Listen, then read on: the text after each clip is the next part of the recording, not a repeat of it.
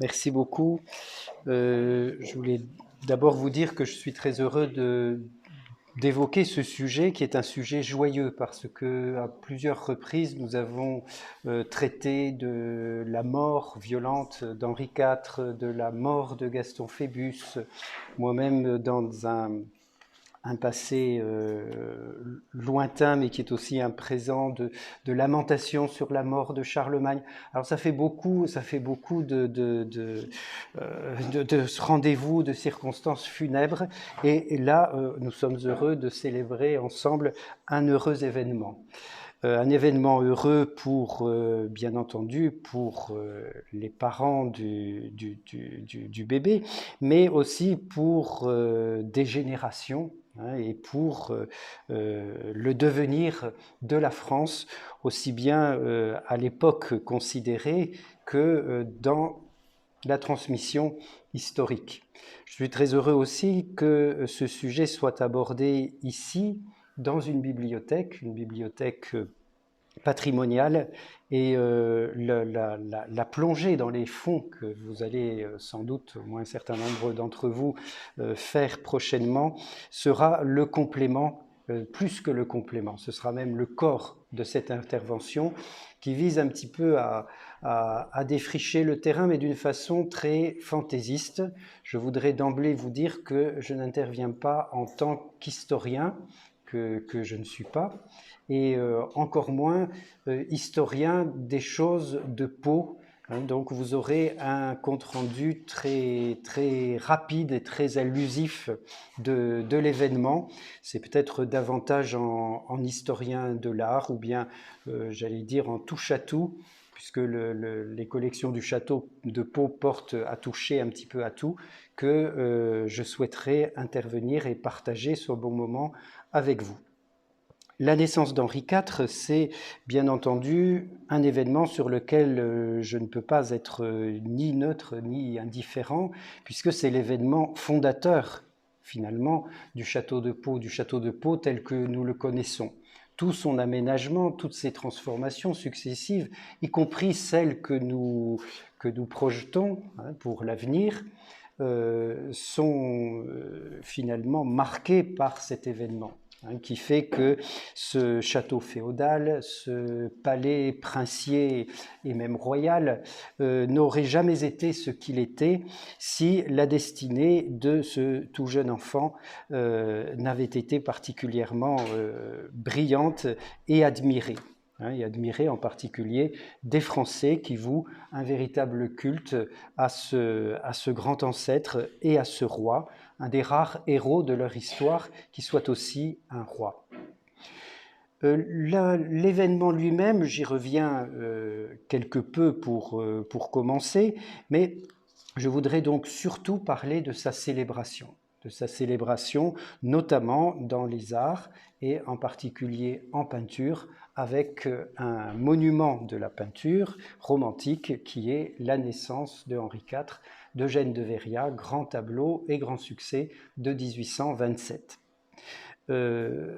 Donc l'événement lui-même, eh bien, il est consigné dans les établissements de Béarn. Vous savez, ce recueil qui appartient à la catégorie des actes officiels visés par l'autorité princière, royale, ici. Et il est mentionné avec beaucoup de sobriété et tout à la fois beaucoup de précision. On nous indique d'abord les parents, Antoine de Bourbon, duc de Vendôme, et Jeanne d'Albret, la mère, ainsi que le grand-père. Et d'emblée, l'importance du grand-père est bien marquée par ce document. Donc les circonstances, en particulier la chronologie, c'est la nuit de la Sainte-Lucie, la nuit donc du 12 au 13 décembre 1553, et on se situe plus précisément entre 2h et 3h du matin. Voilà, revenons un petit peu sur les participants, si je puis dire. Jeanne d'Albret, donc mon image est très mauvaise. Le tableau est un tableau austère, un petit peu difficile, mais qui récemment a été restauré. Il s'agit d'un tableau du Musée des Beaux-Arts de Pau, qui est en dépôt au château de Pau, et qui représente Jeanne d'Albret, je dirais à la fois dans toute sa splendeur et dans toute sa rigueur. Et puis, il y a le père, Antoine de Bourbon. Antoine de Bourbon est ici représenté dans une médaille de 1562, une médaille d'argent qui est attribuée à Étienne Delaune et qui reprend un portrait un petit peu plus ancien.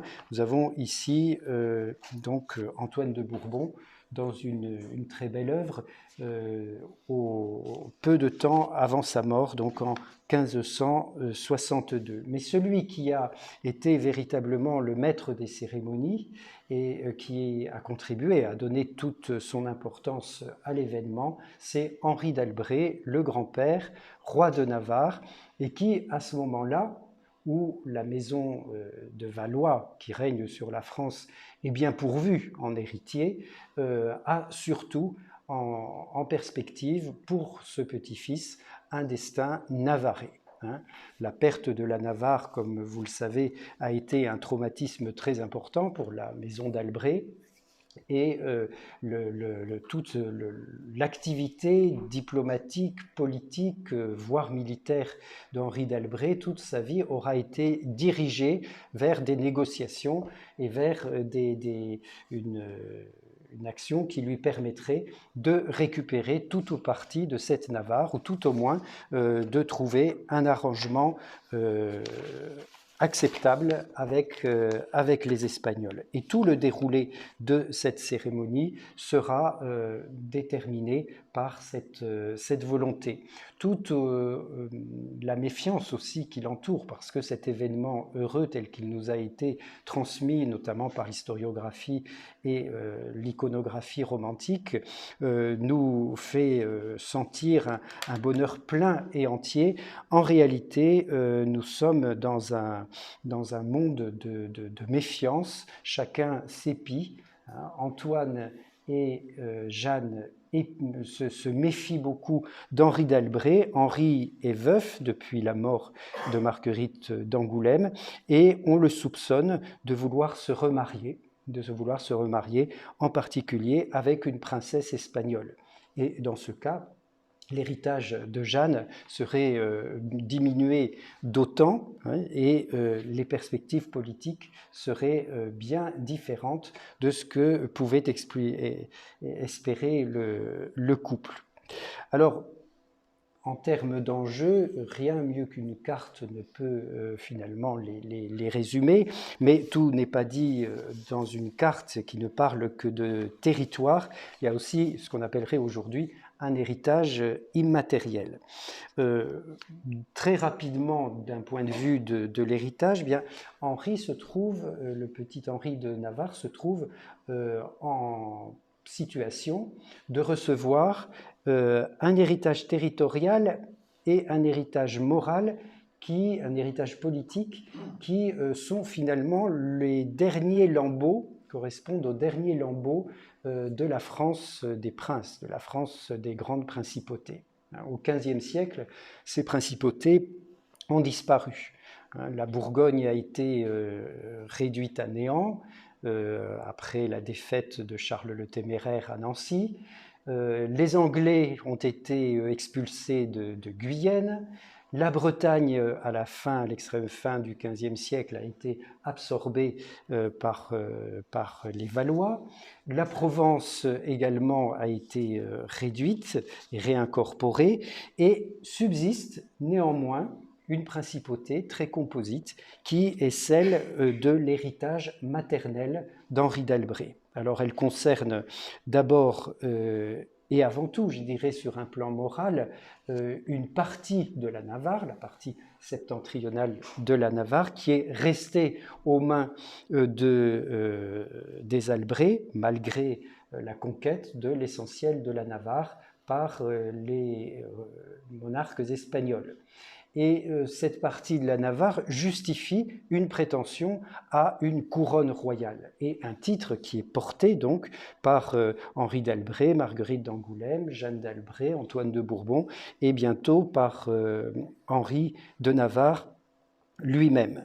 Ensuite, il y a un certain nombre de territoires qui se sont agrégés à cet ensemble ou qui font partie d'une certaine façon de cet ensemble, puisque c'est la maison de Foix qui a transmis cet héritage. Et donc, du côté maternel, Henri IV, le futur Henri IV héritera du Périgord, de la vicomté de Limoges, ce qui est tout à fait intéressant parce que à Limoges s'est développé l'art de l'émail et par ce canal, de très beaux émaux prendront en compte des portraits de Jeanne d'Albret et d'Henri d'Albret.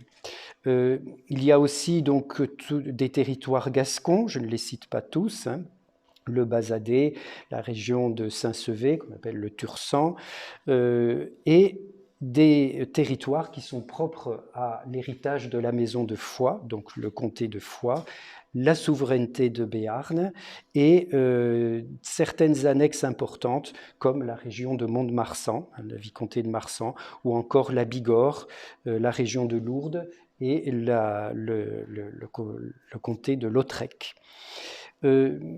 Une étape essentielle a été franchie en 1527 lorsque Henri d'Albret a épousé Marguerite d'Angoulême, qui était sœur de François Ier et qui a apporté elle-même en dot un certain nombre d'autres territoires comme l'Armagnac, hein, la Lomagne ou encore, en plein Massif central, les vicomtés de Rodez et de Carlat. Donc cet ensemble, finalement, par petits morceaux, finit par compter beaucoup. Et comme le dit élégamment Henri d'Albret lui-même, il se compare à un pou que deux singes se disputeraient. Et les deux grands singes sont le roi d'Espagne et le roi de France. Du côté paternel, l'héritage territorial est beaucoup plus réduit puisqu'il se définit par les terres qui vont avec le duché de Vendôme, hein, c'est-à-dire également Marle, Beaumont-sur-Sarthe, La Flèche, des lieux qui ont une importance dans l'itinéraire d'Henri IV et dans la géographie, en quelque sorte, des lieux de culte d'Henri IV. La maison de Vendôme est prestigieuse, c'est une des branches de la maison de Bourbon. Leur parenté, leur lien avec les Capétiens et les Valois remonte à Saint-Louis, puisque c'est Robert de Clermont, qui était fils de Saint-Louis, qui est à l'origine de cette lignée. Et c'est une maison qui porte donc les fleurs de lys sur ses armoiries. Et cette descendance fait que le père d'Antoine de Bourbon, Charles de Bourbon-Vendôme, est chef de la maison de Bourbon et qu'il est bientôt premier prince du sang. C'est un titre qui est transmis à son aîné, Antoine, alors que j'ai fait apparaître ici dans un portrait qui est un portrait très, comment dire, de la jeunesse du prince, vers 1540, portrait dû à Corneille de la Haye et qui est une acquisition de ces dernières années au musée du château de Pau, un portrait d'une grande délicatesse qui montre un prince encore tout jeune, puisque là, à cette époque, il n'a que 19 ans, et qui, néanmoins, est traité comme un prince de très haut rang dans ce portrait. En 1548, Antoine épouse Jeanne d'Albret, donc c'est un portrait où Antoine n'est pas encore le père du futur Henri IV, puisque son mariage n'a lieu qu'en 1548 et plusieurs enfants naissent avant que ne naisse en 1553 Henri IV.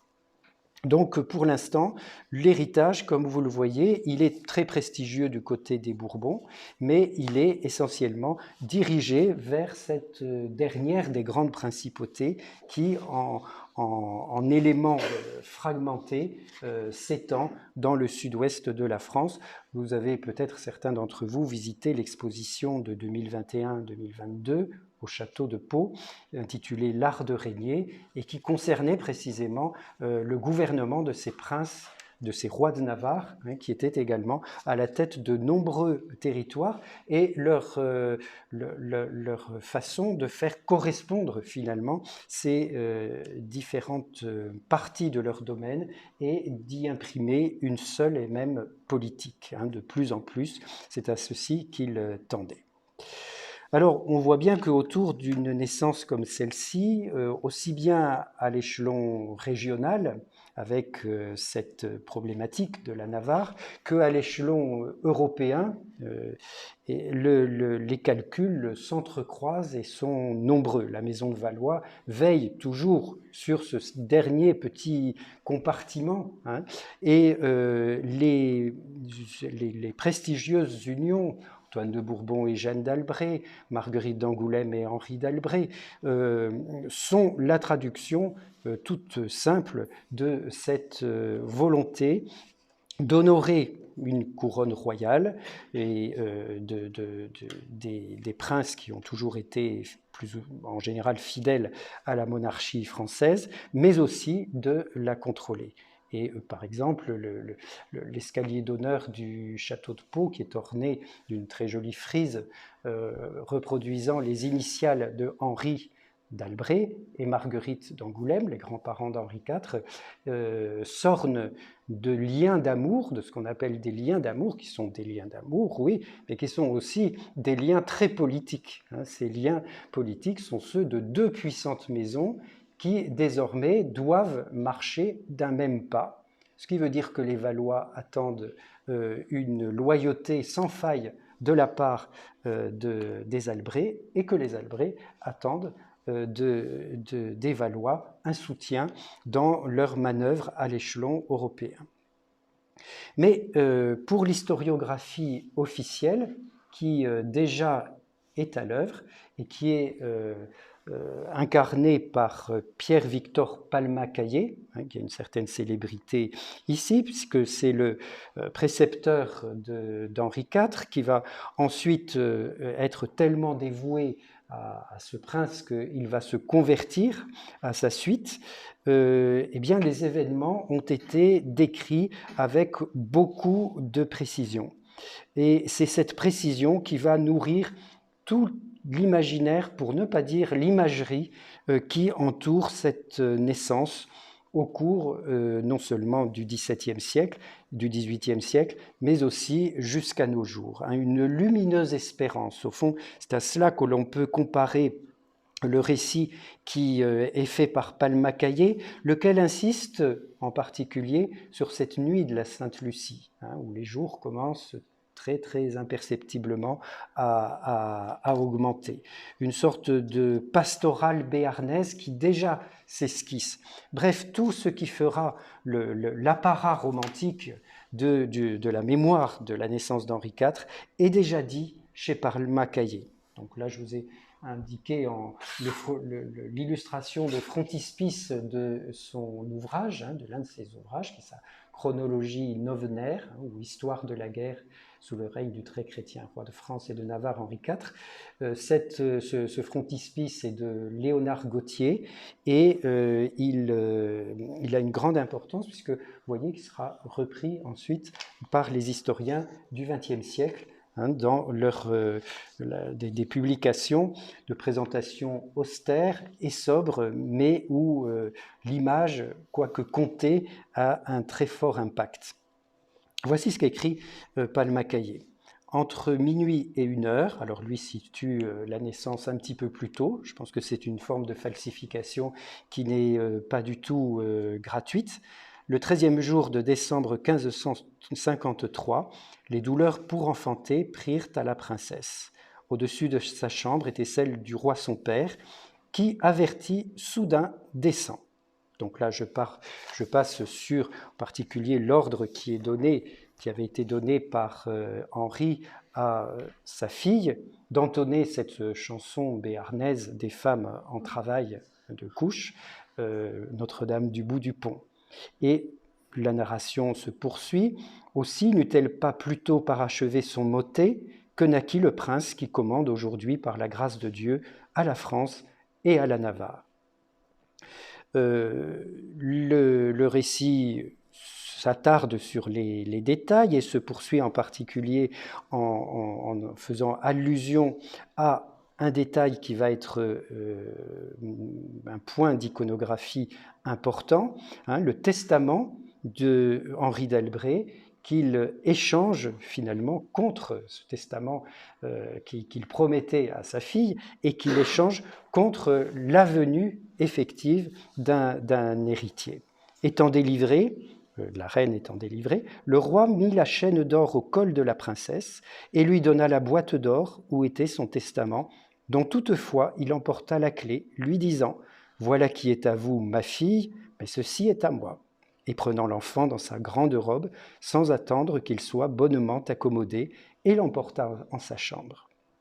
Ainsi vint, poursuit Victor Palma-Caillé, ce petit prince au monde, sans pleurer ni crier, et suit le récit du fameux baptême béarnais, entre guillemets, cette pointe d'ail, et également cette coupe de vin que lui tend son grand-père. Dans tous ces détails, qui se concluent par ce mot du grand-père, tu seras un vrai béarnais, l'auteur, qui pourtant se pique d'une histoire universelle, insiste sur des traits de pittoresque qui sont déjà posés et qui pose les jalons non seulement de l'interprétation romantique, mais aussi de ce qui va faire l'un des traits peut-être distinctifs de l'éloge d'Henri IV et de ce qu'on appelle improprement la propagande royale. C'est-à-dire que jusque-là, les traits mythologiques étaient sans doute privilégiés.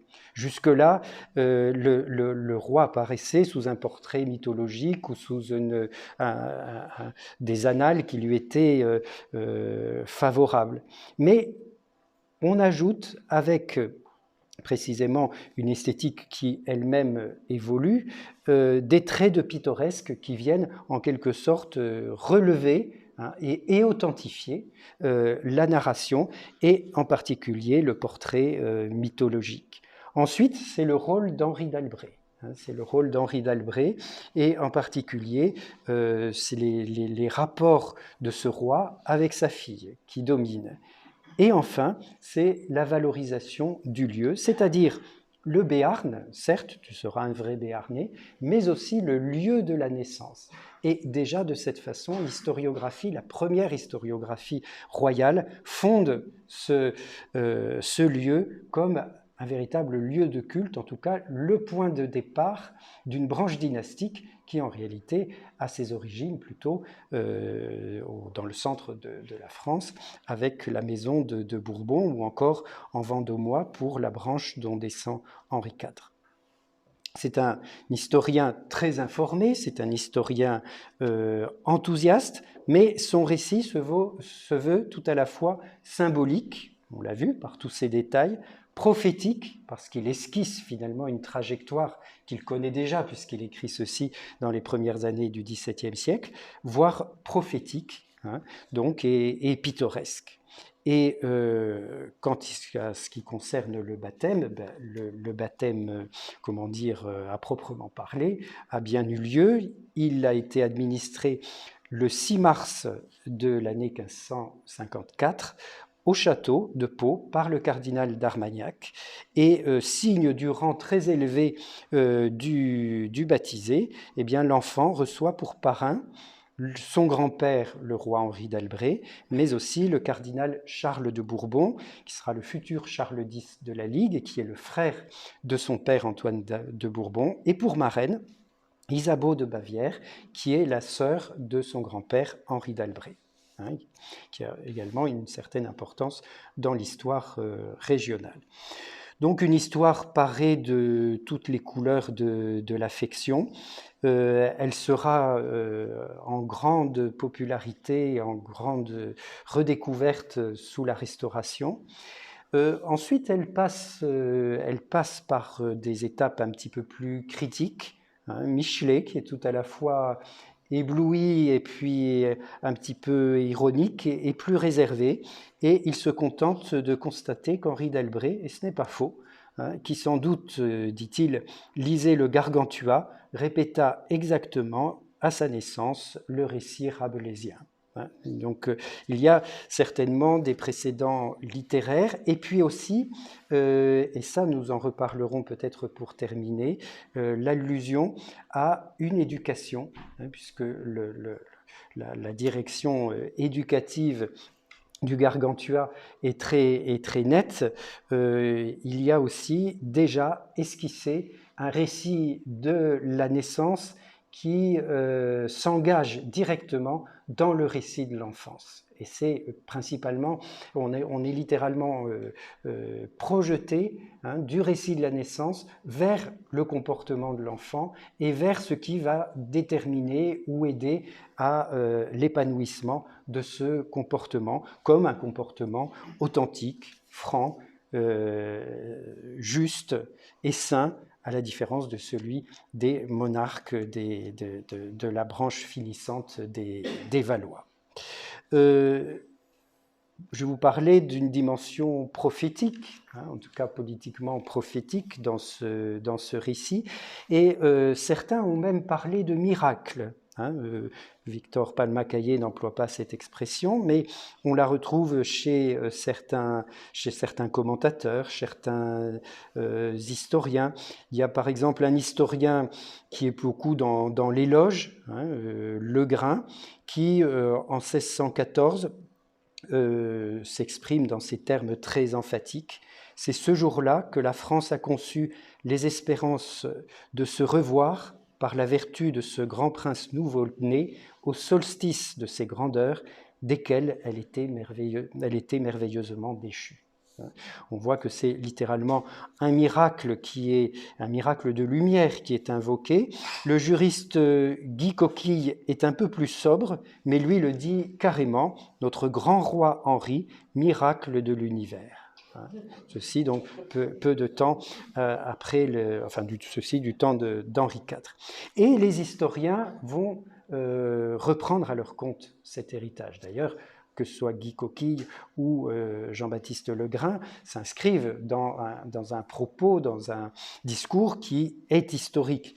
Et jusqu'à Marcel Reynard, que vous avez ici, qui est donc dans les années 30, 40 et 50, a été un historien important de l'histoire et de la légende henricienne, et qui intitule sa biographie d'Henri IV, Henri IV ou la France sauvée.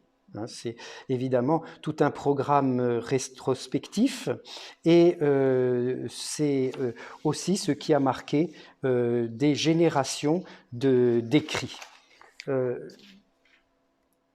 Pour, je dirais, résumer un petit peu ce que sont ces écrits, sans les énumérer parce qu'ils sont très nombreux, un poète intéressant, dont je vous ai indiqué un portrait qui est un portrait légèrement maladroit, mais qui est un portrait de 1595, Nicolas Vauquelin des Yvetot.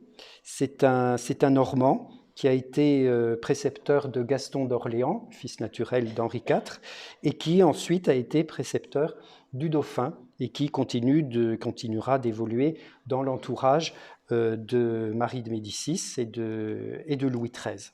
Et ce grand poète participe notamment à des recueils qui ont une grande importance à l'époque où nous parlons, puisque nous sommes dans une bibliothèque, parlons tout petit peu de ces recueils. Ce sont les recueils collectifs de poésie qui paraissent au début du XVIIe siècle et qui rassemblent des œuvres de poètes variés, mais qui tous participe et contribue d'ailleurs beaucoup à travers ces recueils à la diffusion de la poésie qu'on appelle baroque. C'est de là d'ailleurs que les premiers airs de cour pourront être tirés sous leur aspect poétique. Dans ces recueils, il y a il y a des genres différents, il y a des chansons, il y a des stances, il y a des odes, mais beaucoup de ces pièces sont consacrées à l'éloge du roi ou de la régente, comme Marie de Médicis, ou de la dynastie en général. Et l'une de ces pièces, un petit peu plus longue que d'autres, est intitulée Le voyage d'Andronis, roi de l'Arabie heureuse. Et c'est une allégorie de la famille royale, du roi Henri IV, de Marie de Médicis et du dauphin. Et le début de cette pièce revient sur la génération et la naissance d'Henri IV, avec évidemment une emphase qui est teintée fortement imprégnée de poésie baroque, auprès de ces hauts monts où la belle Pyrène, aimant un cœur ingrat, endura tant de peine. Il s'agit de Pyrène et d'Hercule, et il s'agit des Pyrénées donc. Pour lui, perdant sa vie et sa virginité, naquit un roi gaulois plein de divinité, vous avez deviné que c'est Henri IV, de qui la seule gloire, errante et vagabonde, s'étend par elle-même aux quatre coins du monde. Donc on a un éloge de la naissance d'Henri IV, qui d'ailleurs se prolonge, et d'emblée nous introduit à l'éducation et à l'enfance d'Henri IV. Son enfance guerrière aux travaux se passa, nourri du lait de Mars, et tous les rois il passa, c'est-à-dire il dépassa. Sans nulle force encore, il força des murailles, et son premier objet, ce furent les batailles. Prince, et là ça devient tout à fait important par rapport à cette destinée, prince, ne dites point que ce roi fut heureux, car il doit sa fortune à ses faits valeureux. Il y a donc un éloge qui, là aussi, fait allusion à ce véritable miracle que les historiens ont mis en lumière, et dans le même temps, un autre poète, puisqu'on voit qu'ici Nicolas Vauquelin d'Isivoto a le regard tourné vers la France et vers l'univers, bien dans le même temps, quelques années auparavant, le poète Dubartas, qui est l'auteur de La Semaine et qui était très lié à Jeanne d'Albret et à Henri de Navarre, croit encore au rêve navarrais, et il s'exprime ainsi dans Pampelune, puisses-tu quelques jours reprendre la couronne. Donc on voit bien que les points de vue peuvent évoluer, et dans ce courant, cette aspiration finalement vers une gloire internationale, eh bien, il y a en réalité un petit peu moins d'unité dans le paysage littéraire, poétique et politique de la France de cette époque. Alors, on va peut-être aller un peu plus loin, faire un grand saut dans le temps pour constater que la célébration de l'événement ne finit pas avec les poètes baroques, loin de là. Cette célébration est reprise en compte par toute une imagerie, toute une littérature, non seulement au XVIIIe siècle avec la véritable Henri-mania qui, à la fin du XVIIIe siècle, souffle notamment en France, et elle se poursuit au XIXe siècle romantique. Plusieurs traits caractéristiques subsistent finalement de ce récit de Palma Caillé. D'abord, peut-être l'importance donnée au lieu et au décor. hein, ce lieu du château de Pau et ce décor, même quand le décor est tout à fait imaginatif. Ici, on a une petite eau-forte de 1829, de Pfizer d'après Laffitte, peu importe les auteurs. On est dans l'esprit, on est bien dans l'esprit des recueils de voyages et de découvertes de curiosités artistiques et pittoresques dans les provinces, hein, les fameux voyages de Taylor et Nodier, pittoresques et romantiques, mais aussi d'autres recueils de voyages. Et les auteurs qui ont travaillé ici ont travaillé pour des publications de ce type, en reconstituant des intérieurs, notamment des lits, hein, parmi les meubles parmi les plus importants et les plus soignés dans cette redécouverte, et des costumes troubadours où l'illustration, le souvenir de la naissance d'Henri IV est essentiellement dirigé vers cet objectif, j'allais dire, d'archéologie pittoresque. Hein, c'est certainement l'un des traits constants de cette célébration. Eugène de Véria, dont nous parlerons tout à l'heure, a su sacrifier à cette mode sans s'y assujettir totalement, et c'est ce qui donne du souffle à sa composition par comparaison avec ces jolis morceaux soignés, hein, mais qu'on trouve sur d'autres quantités d'autres sujets. Ensuite, certainement plus animé, ici on est dans un autre trait de la tradition historique, la valorisation d'un geste, hein, celui du grand-père, Henri d'Albret. Nous sommes au milieu du XIXe siècle et l'auteur est un certain Comte, Charles Comte. C'est un dessin des collections du musée de Grenoble. Ce Charles Comte est un romantique, mais je dirais, d'arrière-saison. Hein. Il fait partie de ce courant de romantisme historique qui a beaucoup d'intérêt, de soins pour les détails archéologiques, hein, vous voyez, de ce qu'on appelle à l'époque l'archéologie, c'est-à-dire l'étude des formes en particulier, de l'architecture ou du mobilier. Et il est élève d'ailleurs du maître en la matière, qui est Joseph-Nicolas Robert Fleury, hein, le maître des épisodes tristes et obscurs de l'histoire. On sait qu'à une certaine époque de sa vie, il s'est passionné pour les guerres de religion. C'est un peintre d'histoire, de sujets de genre historique, et il a porté beaucoup d'attention à l'histoire des Valois, et en particulier à celle du temps d'Henri III. Alors, il s'agit probablement d'un projet pour un tableau peint, mais qui n'a jamais été retrouvé, dont on ne peut pas certifier l'existence, mais qui serait bien en rapport avec cet intérêt pour les sujets de l'époque des guerres de religion, par exemple la rencontre d'Henri III et du duc de Guise, qui, vous savez, précède d'un jour l'assassinat du même duc de Guise par le même Henri III.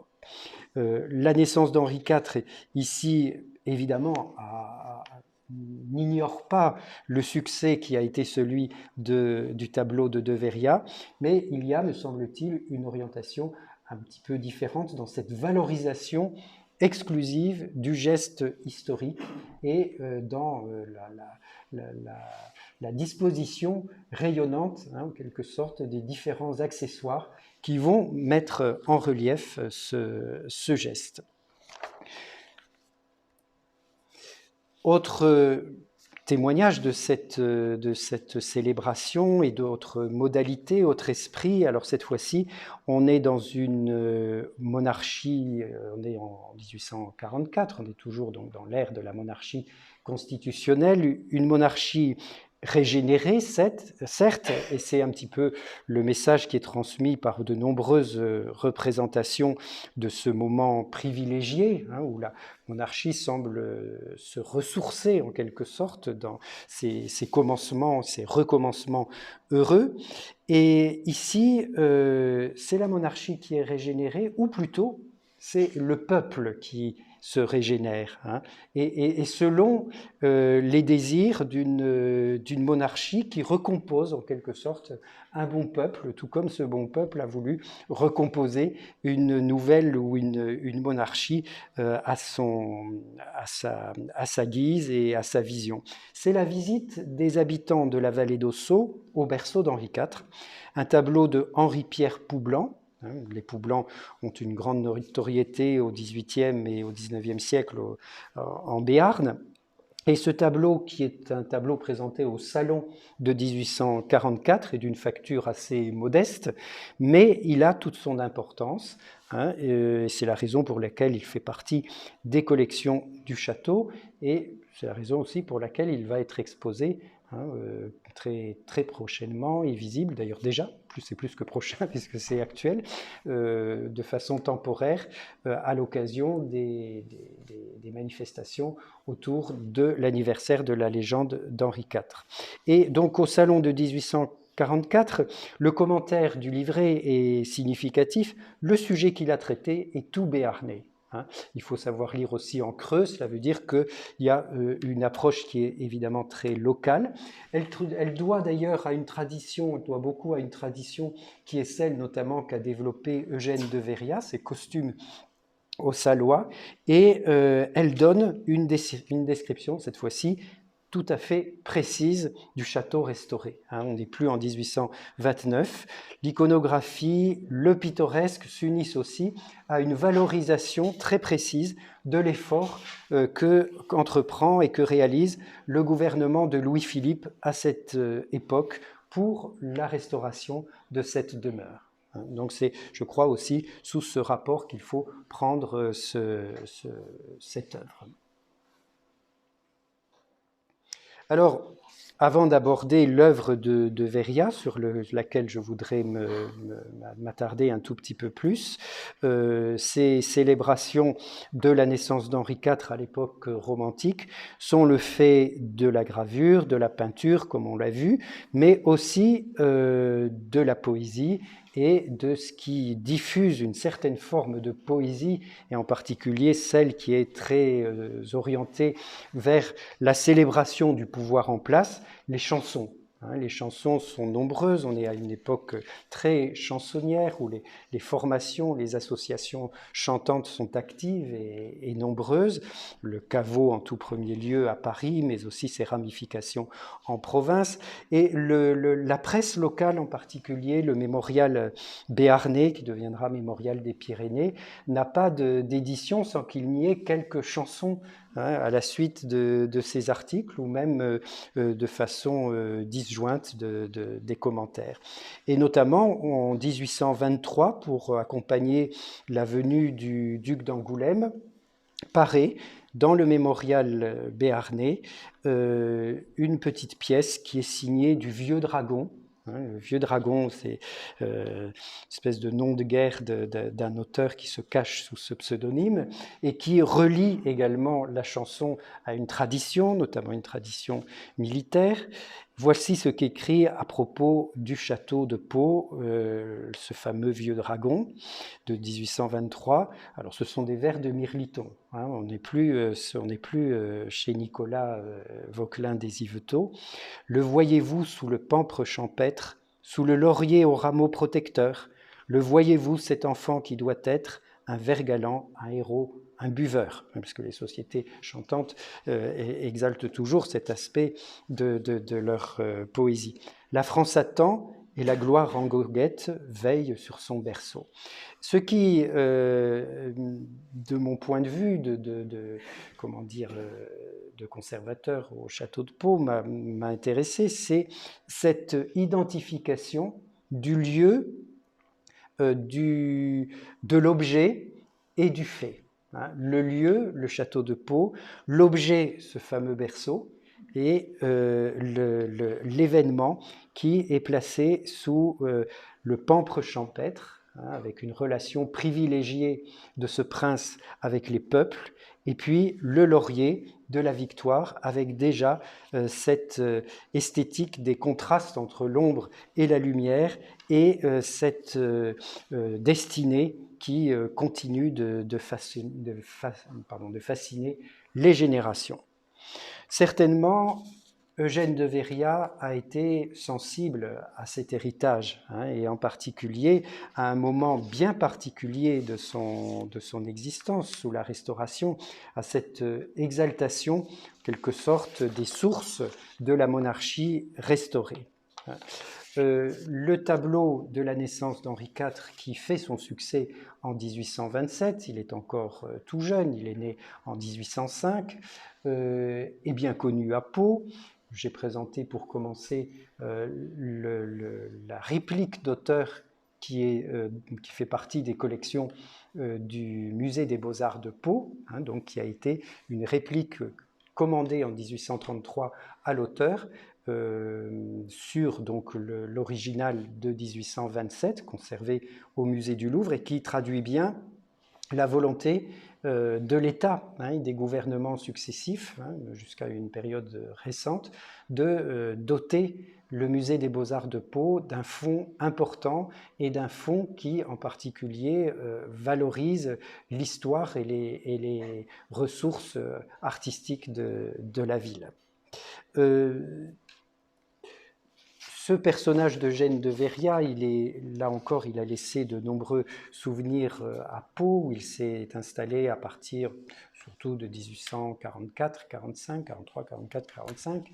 Et voici deux portraits du personnage tel qu'il était connu et tel qu'il faisait forte impression. Portrait par Victor Gallos, qui est au Musée des Beaux-Arts de Pau, et puis un autoportrait de 1863 que Eugène de Véria a peint spécialement pour sa filleule Ursule Stupani.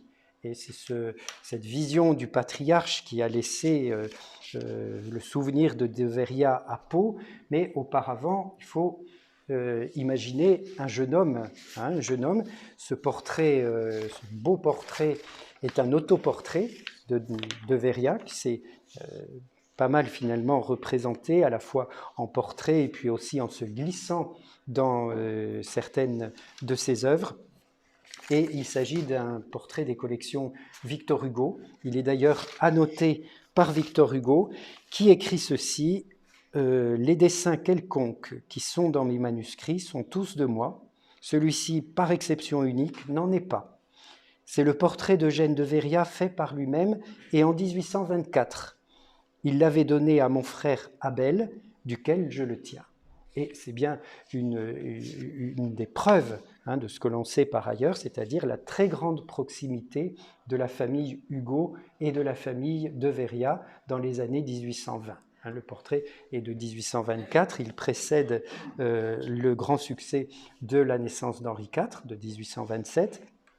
Et il est l'un des témoignages de cette très grande proximité, les deux familles habitaient et travaillaient dans le quartier Montparnasse, rue Notre-Dame-des-Champs, et se côtoyaient de très près.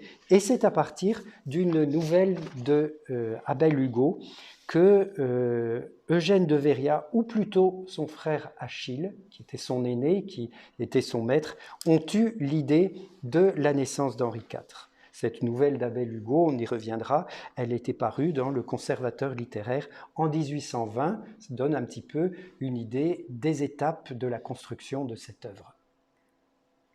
Voilà, voici la fameuse nouvelle, donc parue dans le Conservateur littéraire en 1820. Abel Hugo n'a en réalité pas beaucoup inventé, il a puisé son inspiration dans les récits justement des chroniques de Palma-Caillé, et chroniques et histoires de Palma-Caillé et de Favin pour ce qui concerne André Favin à la même époque, un peu plus tard, pour ce qui concerne la Navarre. Et ces sources historiques qui sont connues finalement par les générations romantiques donnent lieu à ce type de récit. C'est une nouvelle, elle est habilement troussée, mais enfin, elle n'a pas un souffle extraordinaire. Elle met en avant deux protagonistes en particulier, qui seront un petit peu les guides du récit. Un vieux serviteur des rois de Navarre, Ibarria, qui a fait toutes les campagnes avec Henri d'Albret, de l'autre côté des Pyrénées, et un jeune serviteur qui, lui, rejoint en quelque sorte ce vieux serviteur et qui vont être représentés d'ailleurs sur le tableau. Les sources, bien entendu, ce sont ces sources littéraires, mais ce sont aussi des sources, comment dire, dans l'histoire des arts qui affleurent dans cette œuvre. Alors ici, pour compléter le dossier de préparation, en quelque sorte, de la naissance d'Henri IV, il y a la première idée, le premier canevas de travail qui a été établi par Achille. On voit très bien qu'on est dans un croquis qui est celui d'un illustrateur, puisque Achille était essentiellement doué pour l'illustration, illustration de pièces de théâtre, illustration de romans, illustration de nouvelles, et d'où cette proximité avec le monde littéraire. Et il y a également le petit croquis qui a été établi cette fois-ci par Eugène, qui fait partie d'un album de dessins qui est conservé au château fort de Lourdes.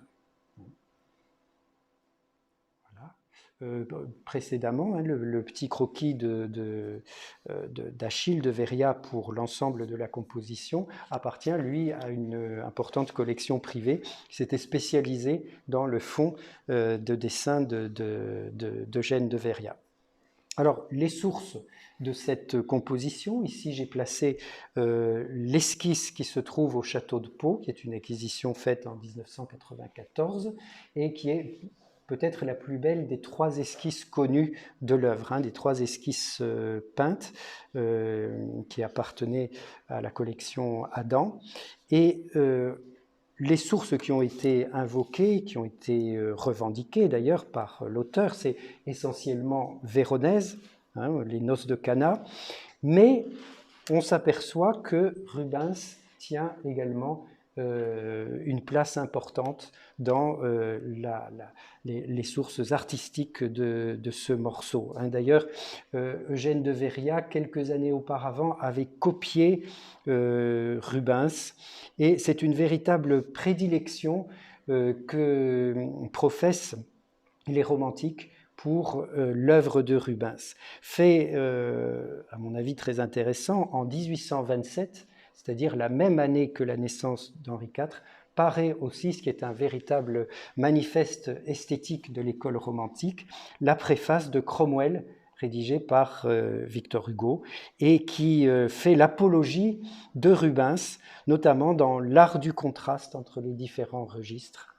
et l'art des couleurs, et notamment l'association par moments du grotesque et de la pompe des grandes cérémonies. Alors on ne voit pas ici, par exemple, le nain, le fameux célèbre nain qui entre dans la composition de la naissance d'Henri IV, mais il a une importance certaine de ce point de vue de l'esthétique et de la revendication d'une esthétique et de ses sources, notamment chez Rubens.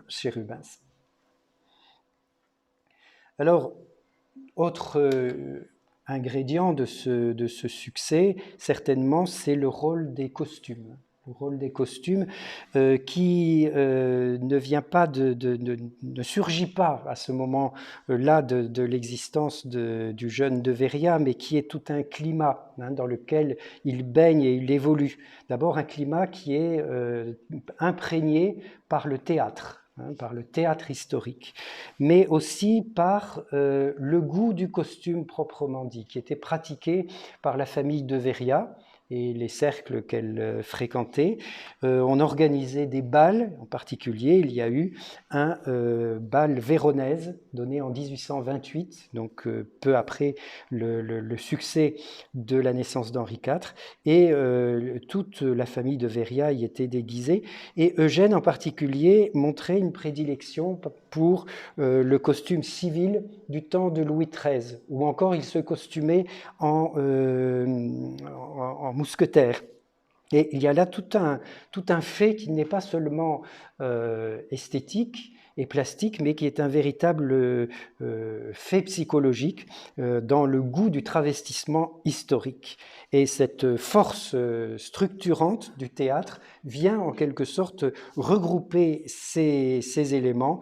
Le succès de la naissance d'Henri IV était aussi le succès de cette impression de déguisement collectif qui a beaucoup donné d'agrément certainement à la composition d'Eugène de Veria, mais qui a fait aussi certainement peut-être qui a participé à sa disgrâce. Finalement assez rapide après les années 1830, il n'était plus du tout au goût du jour.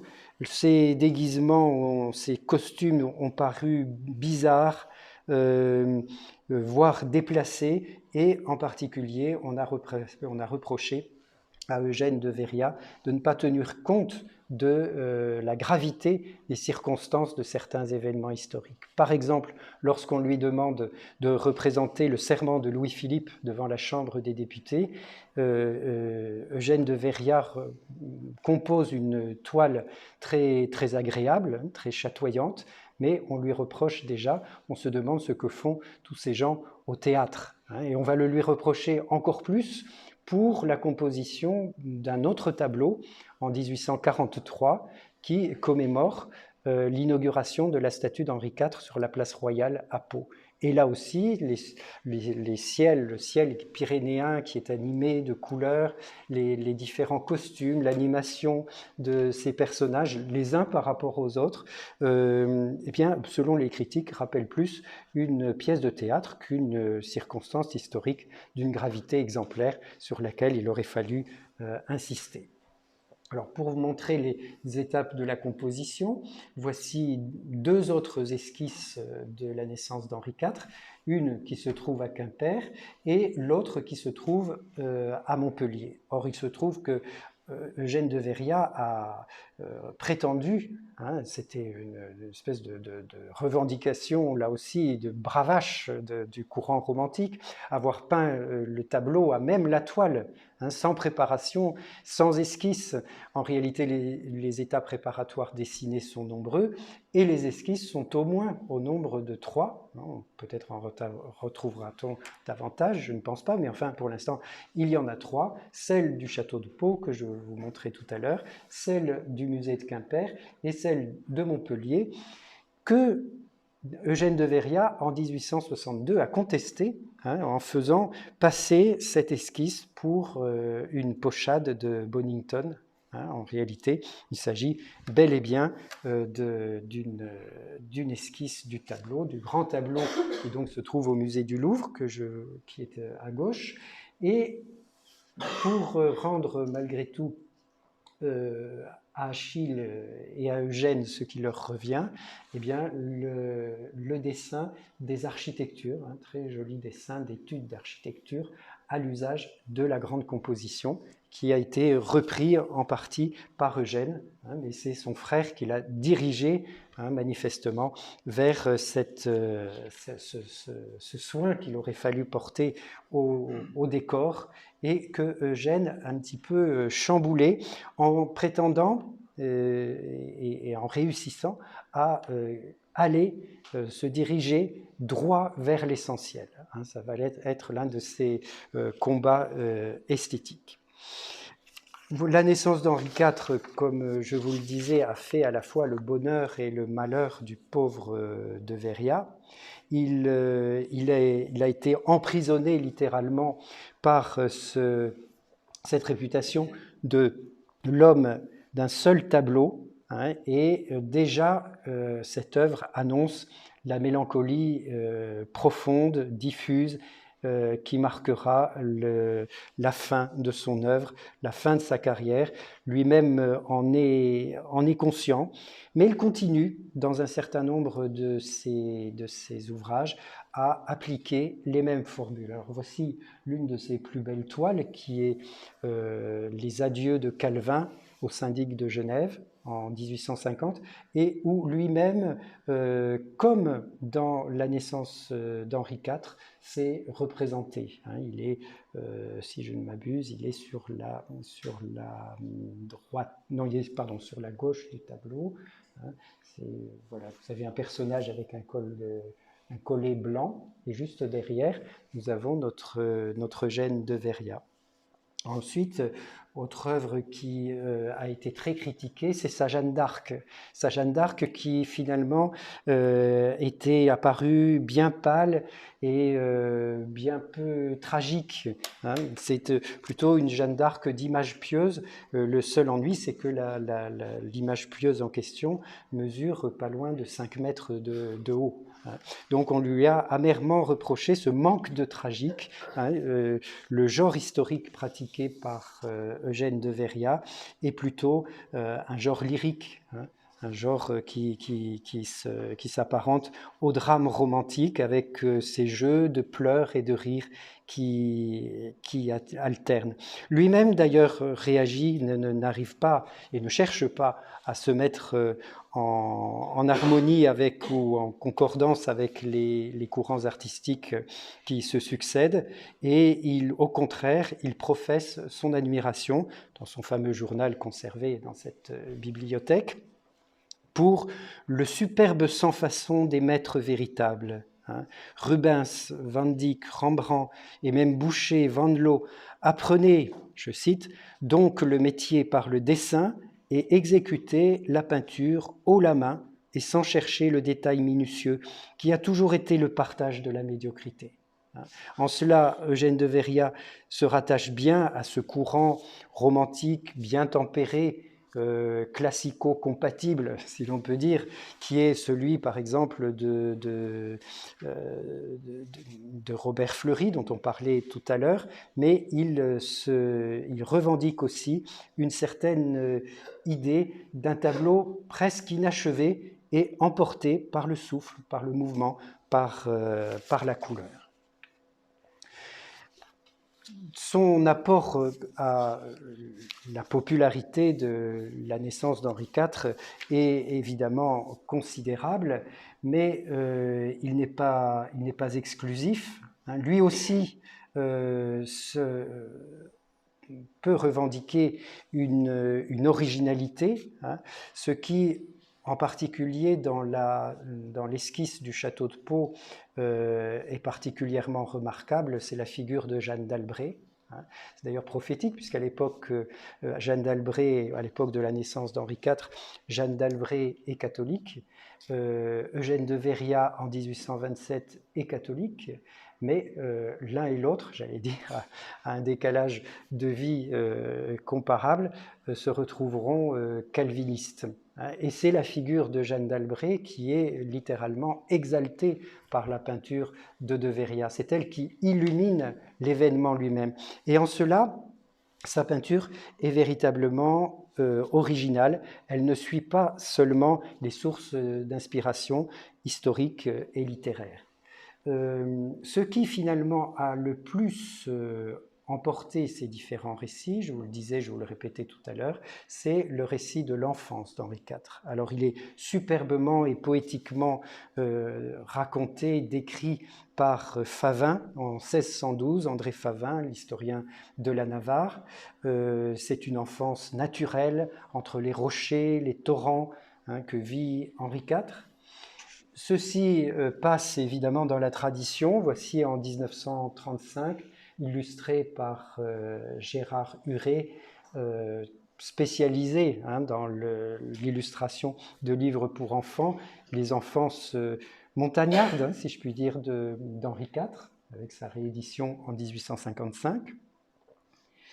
Et encore une source que j'aime à citer, Heinrich Mann, le frère de Thomas Mann, qui est l'auteur d'une trilogie qui prend appui sur l'histoire d'Henri IV, le roman d'Henri IV, avec notamment un premier volume intitulé « La jeunesse du roi Henri », à cette formule magnifique: le bambin était tout petit, les montagnes immenses. C'est une formule symbolique, c'est une formule qui à la fois décrit le paysage pyrénéen qui a littéralement émerveillé Thomas Mann lors d'un voyage en Béarn, mais c'est aussi une projection de cette destinée incroyable, de cette destinée qui continue de fasciner les générations. Et puis pour un regard international, j'ai voulu terminer avec la gravure qui représente la première des toiles du grand cycle de la vie d'Henri IV, qui a été commandée par les Médicis à une pléiade de peintres de leur entourage en 1610 pour rendre hommage à Henri IV après son assassinat. Et la première scène qui est choisie, c'est précisément cette enfance spartiate, stoïcienne d'Henri IV, une enfance naturelle auprès des montagnes, auprès en plein air. Et c'est celle que finalement que reprend 2 ans plus tard Favin, ce qui montre bien que les sources circulaient et que la description de l'enfant Henri IV, élevé à la dure et futur reconstructeur de son royaume, était déjà en marche. Je terminerai peut-être par les quelques lignes qu'écrit Favin à ce sujet. Ce fut en ces lieux âpres et montagneux et au château de Coarraze que fut nourri et élevé ce prince, non délicatement, mais à la rustique. Ainsi le voulait le roi son aïeul, accoutumé dès ses jeunes ans à manger chaud et froid, à aller nu-tête et nu-pied avec les petits enfants du pays, de sorte qu'étant de si bonne heure endurci à la peine et non aux délicatesses de la cour, il ne faut s'émerveiller s'il est invincible à la guerre, ainsi qu'un Alexandre. Merci beaucoup.